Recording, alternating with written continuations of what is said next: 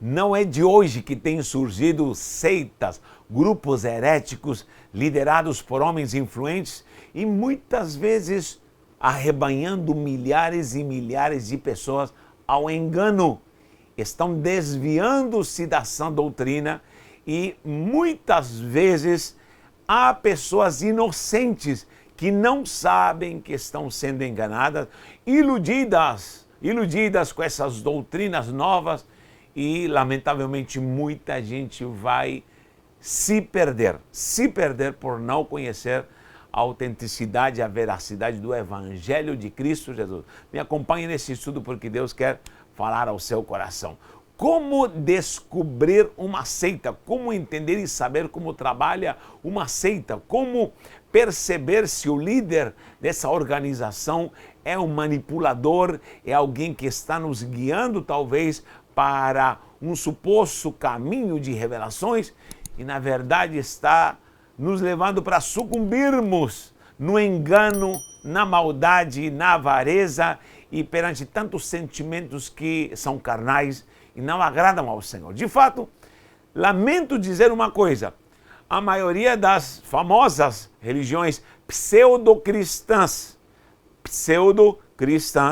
surgiram da igreja, estavam no nosso meio, adoravam a Deus, pregavam a palavra, eram homens e mulheres que estavam no convívio cristão e estavam no nosso meio comungando, mas de repente algo aconteceu, uma luz brilhou, de repente uma nova revelação, aconteceu algo diferenciado e se tornaram grupos exclusivistas, únicos.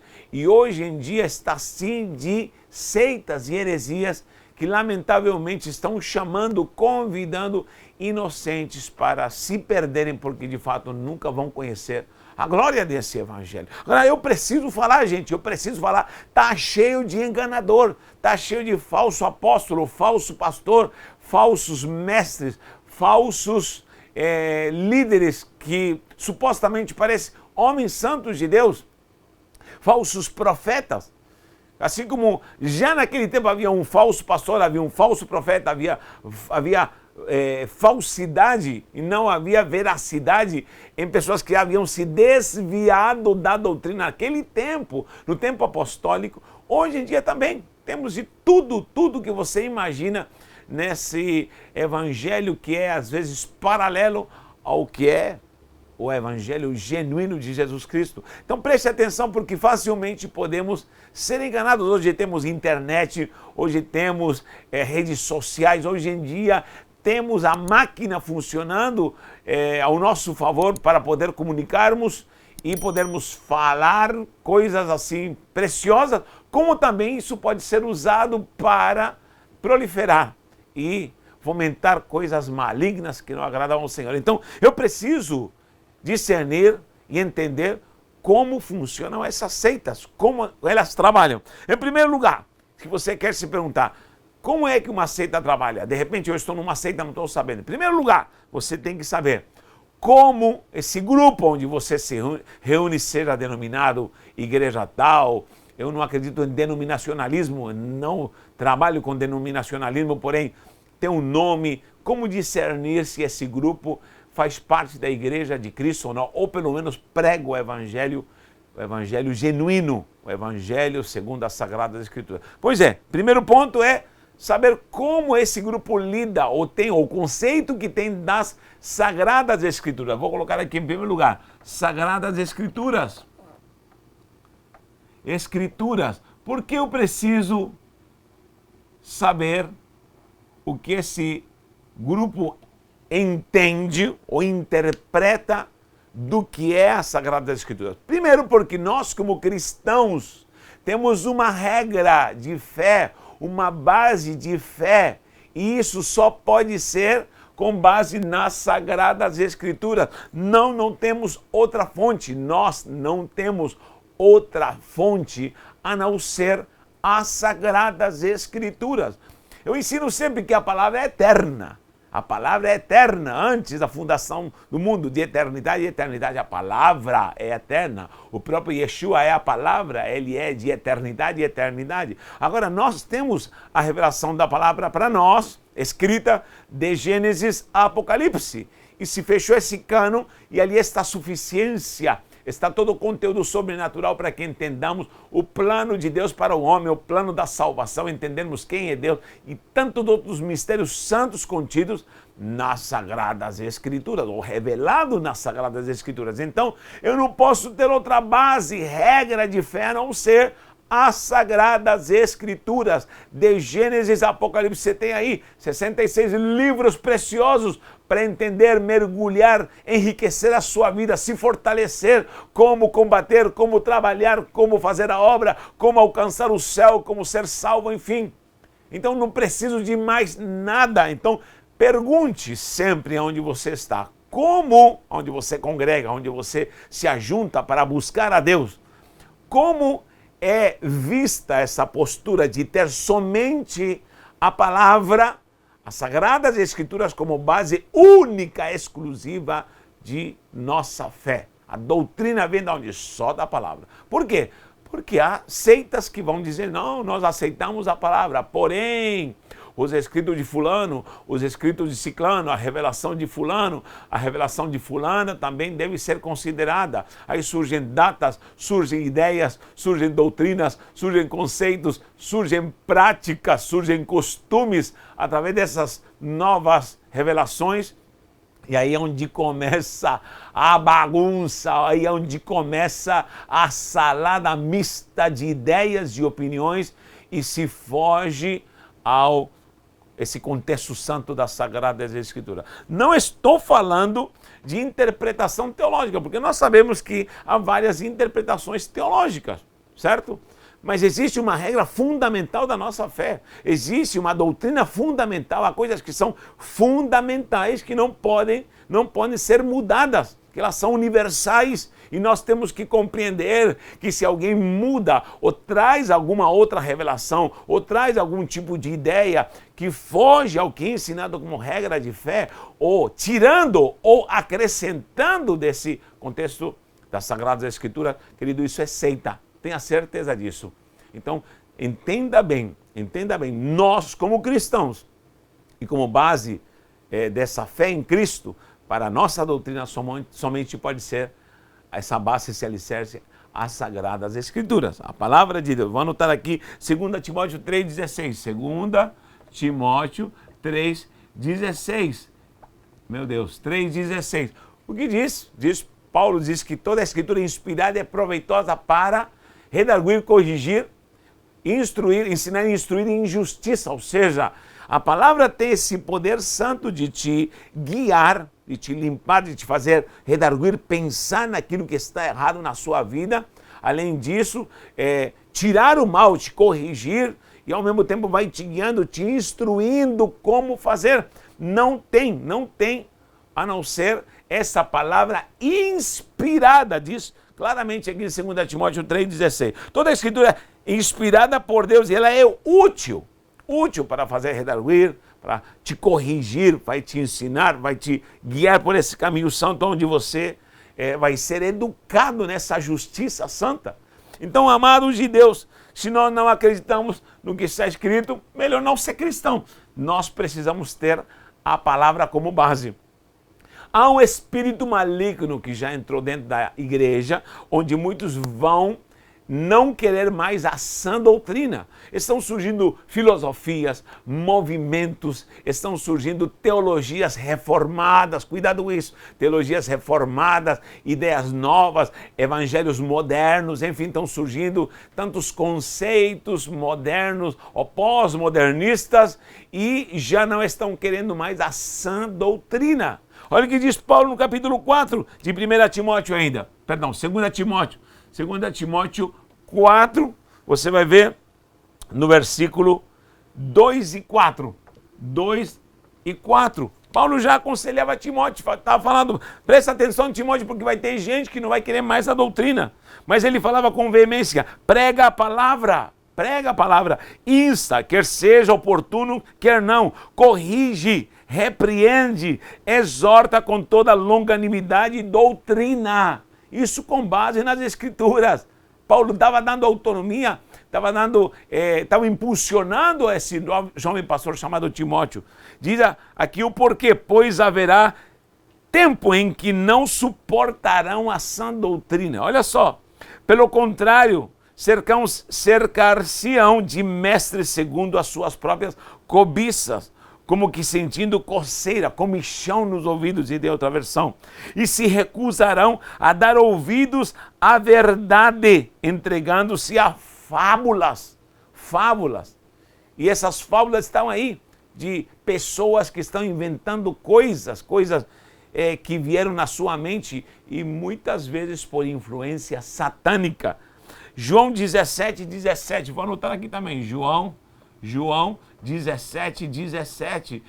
Paulo está dizendo para Timóteo, ensina a verdade, mas aqui Jesus está orando. Em João 17, na oração do Getsemane, ele diz, santifica-os com a tua verdade. A tua palavra é a verdade, a própria palavra é a verdade. A verdade só pode ser a palavra, e a palavra é que vai nos guiando, vai nos iluminando, porque ela é lâmpada para os nossos pés. Então, pergunte bem, onde você congrega, onde você fala. As Escrituras Sagradas é o único que nós temos como regra de fé? Se é sim, muito bem. Já passamos no primeiro teste. Segunda coisa, no tocante à salvação, se ela é única e exclusivamente por Cristo Jesus. Sempre associe salvação ao Cristo Jesus, o Salvador, tá bom? Então nós não temos outro Salvador, outro meio, outra pessoa que nos propicie salvação, a não ser o próprio Yeshua HaMashiach, que é Jesus Cristo. Então vou colocar aqui salvação por Cristo. 2, salvação por Cristo. Pergunte, se alguém te fala, não, a salvação é por Jesus, mas, porém, todavia, a tal prática que você deve fazer, a tal coisa que você deve processar, tal costume você deve fazer, porque se você não faz, não pratica isso, você não está salvo. Pronto, aí já começa o problema. Se diz, não, Jesus salva, mas também nós temos a mediação, ou a intercessão de fulano, de ciclana, e temos aí tantos homens e mulheres que talvez podem ser meios de salvação. Pronto, aí já começa a grande heresia, já começa a se demonstrar que há uma seita por trás, ou é uma seita onde de fato está sendo ensinado esse tipo de doutrina. Nós temos um Salvador, que é Jesus Cristo. Atos 4:12.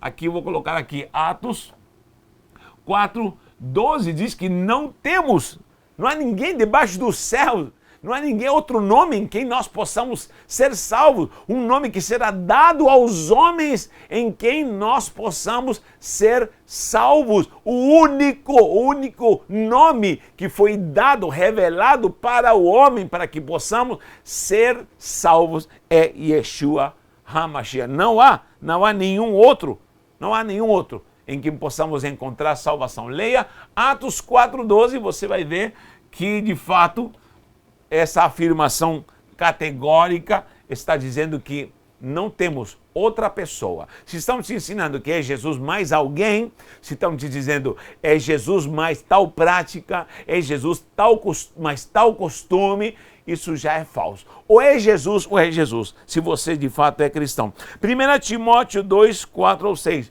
1 Timóteo 2:4-6, é isso? 2:4-6 diz claramente que nós não temos outro mediador, e esse mediador é Jesus Cristo, homem. É o único que está intercedendo por nós, é o único que está intermediando por nós, é o único que nos dá acesso ao Pai, é o único que nos dá a alegria de poder interceder por nós.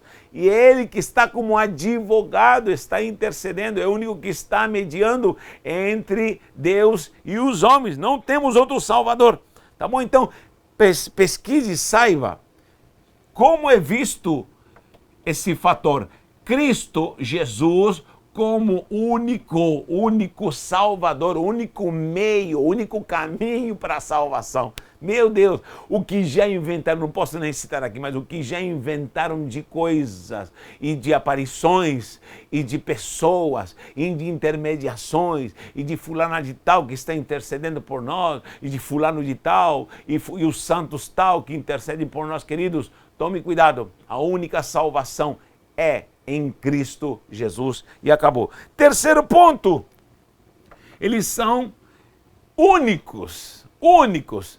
Quando, naquele lugar onde você está, se você, de uma forma clara e objetiva, até de uma forma subliminar, te ensinam de que se você sai de lá, você está perdido, pronto, aí começa o problema.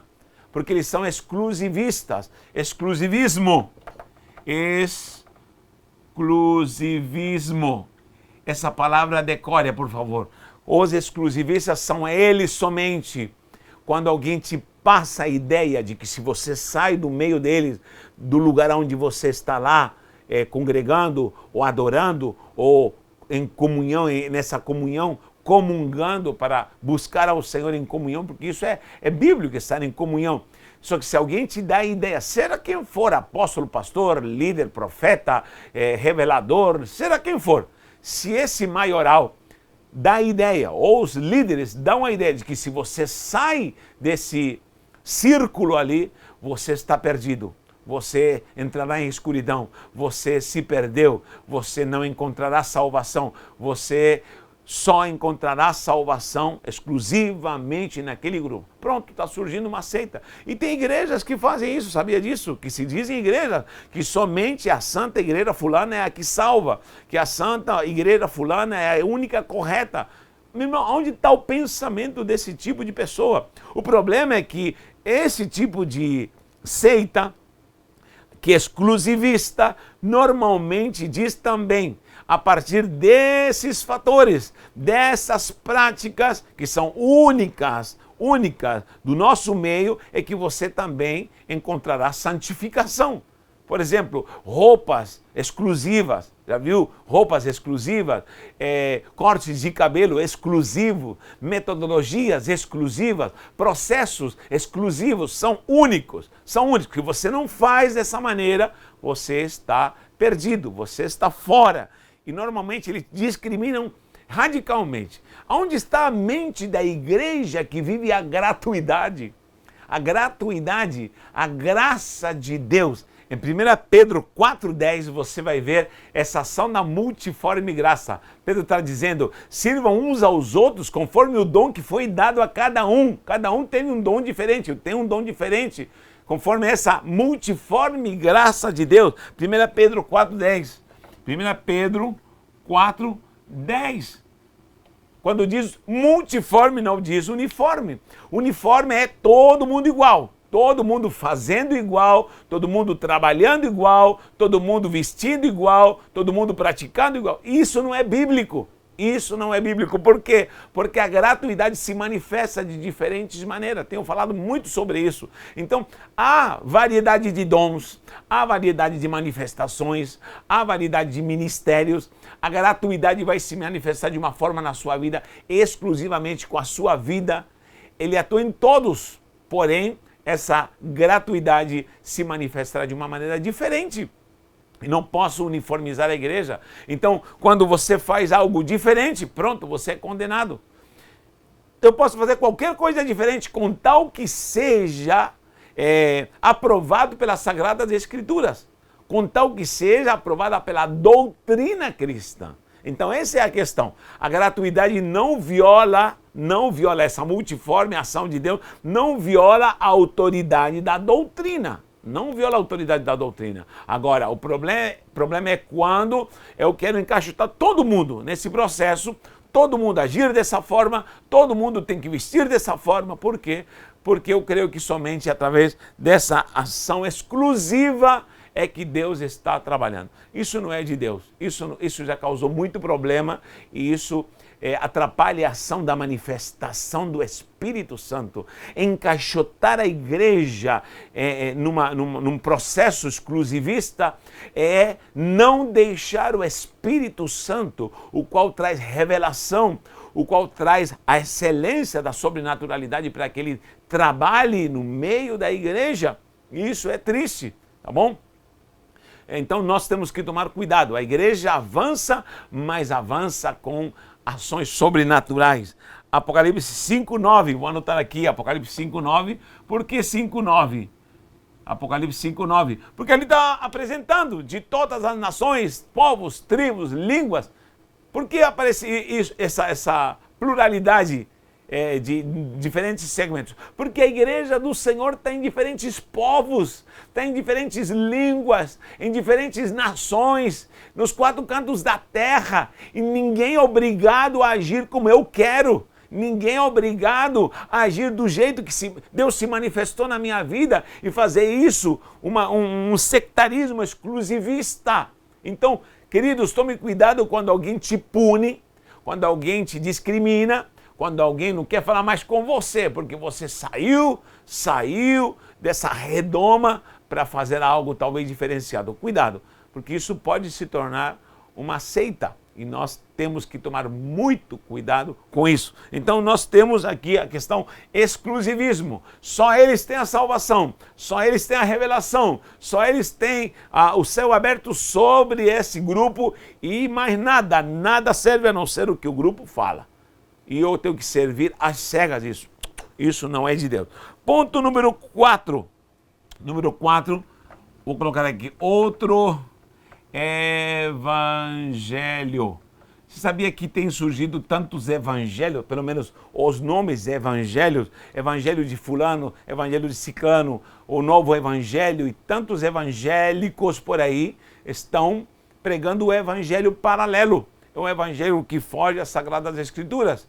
E a palavra é clara. Paulo diz em Gálatas 1:8, Gálatas 1:8, se alguém pregar outro evangelho, nem que seja um anjo que desça dos céus, olha só, se o anjo descer do céu com outro evangelho, tal seja anatema, maldito, anatema, maldito, ou seja, quem prega um evangelho fora esse evangelho da revelação preciosa de Jesus Cristo, o tal será maldito, ele está em maldição. Olha a seriedade de fazer parte de uma seita que não é bíblica, que não é segundo as Sagradas Escrituras. Então, o evangelho de Jesus Cristo, o evangelho do reino, é o evangelho que salva, que liberta e que transforma. Estou falando tanto para cristãos e para quem não é cristão. Se você é cristão, você acredita no evangelho de Cristo Jesus e acabou.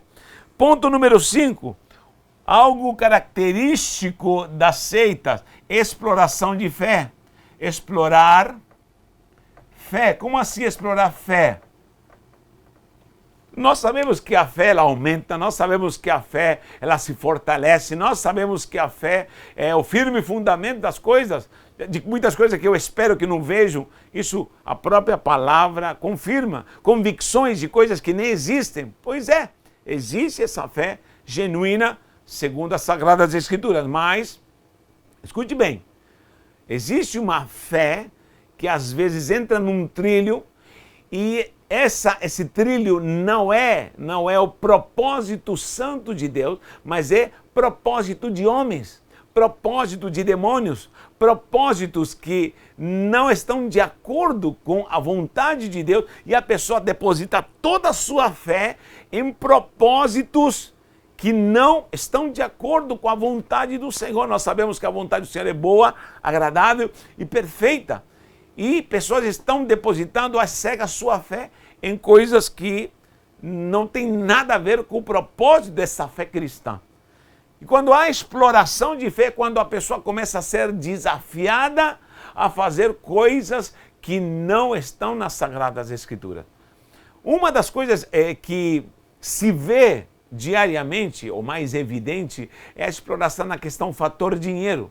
Quando você veja uma pessoa exploradora, um líder explorador no dinheiro, uma pessoa que te move sempre a esse fator monetário e a fazer mirabolanças, coisas extra ao que a Bíblia diz, essa pessoa pode ser um grande líder de uma seita. Olha só, existe a necessidade, estou falando agora como cristãos, a necessidade de nós fazermos ofertas, entregarmos com dádivas e contribuirmos com a obra de Deus. Isso é bíblico. Teria que fazer um estudo só para falar como temos base bíblica desde o judaísmo e essa visão judaico-cristã para a igreja, para vermos como ter um coração dadivoso para cooperar na obra de Deus. Isso é bíblico. Quem trabalha para o ministério, faz o ministério, sim, com certeza ele vai viver e trabalhar para o ministério. Agora, quando nós vemos exploração de fé, quando você começa a fazer coisas extras, não somente na parte do dinheiro, nós sabemos que existem dons, chamadas, demandas, missões de Deus dadas a você, missões dadas por Deus, por revelação à sua vida, segundo a santa palavra do Senhor, e você não poderá fazer além disso. Agora, quando você é explorado, promovido emocionalmente, ou de uma forma manipuladora para que você faça algo fora daquilo que Deus te pediu para fazer, isso pode ser uma grande exploração e as seitas usam esses canais para poder trabalhar. Então, quando alguém explora, te pede além do que é normal, isso com certeza não provém de Deus. Tudo que nós fazemos em prol da obra de Deus, para o próprio Deus, até contribuir, não é somente contribuir, mas meu tempo, sabia que eu dou tempo para a obra do Senhor?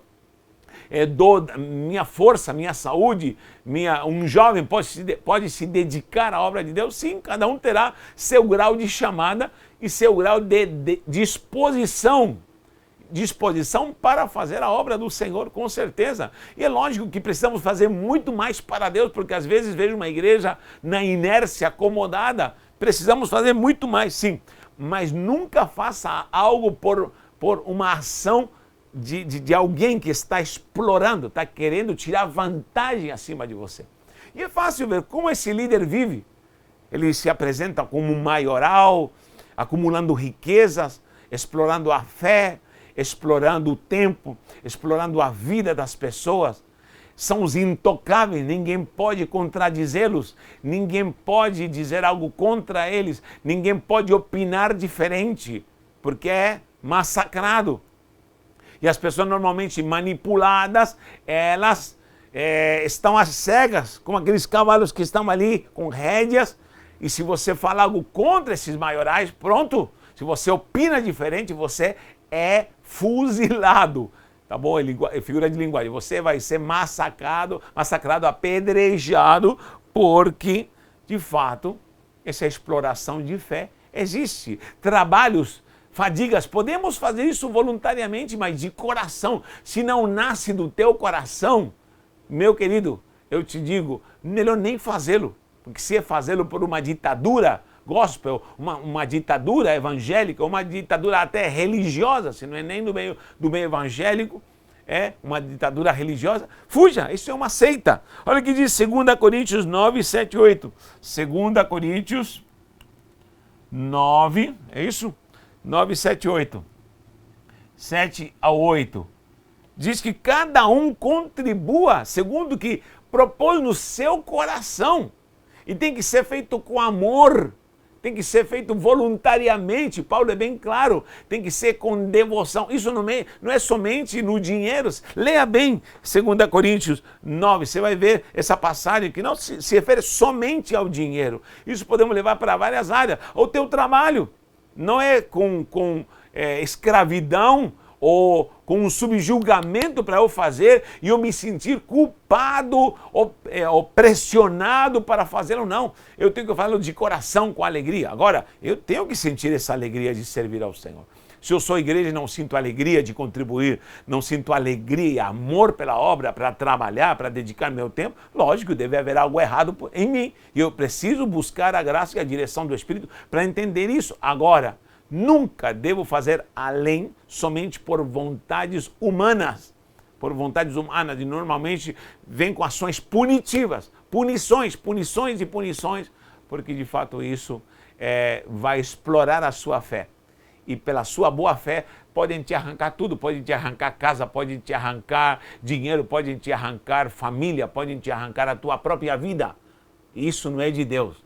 Eu tenho que viver minha vida em Cristo, segundo aquilo que Ele designou para a minha vida, em nome do Senhor Jesus. Amém? Então, cuidado com essas explorações de fé. E por último, vou colocar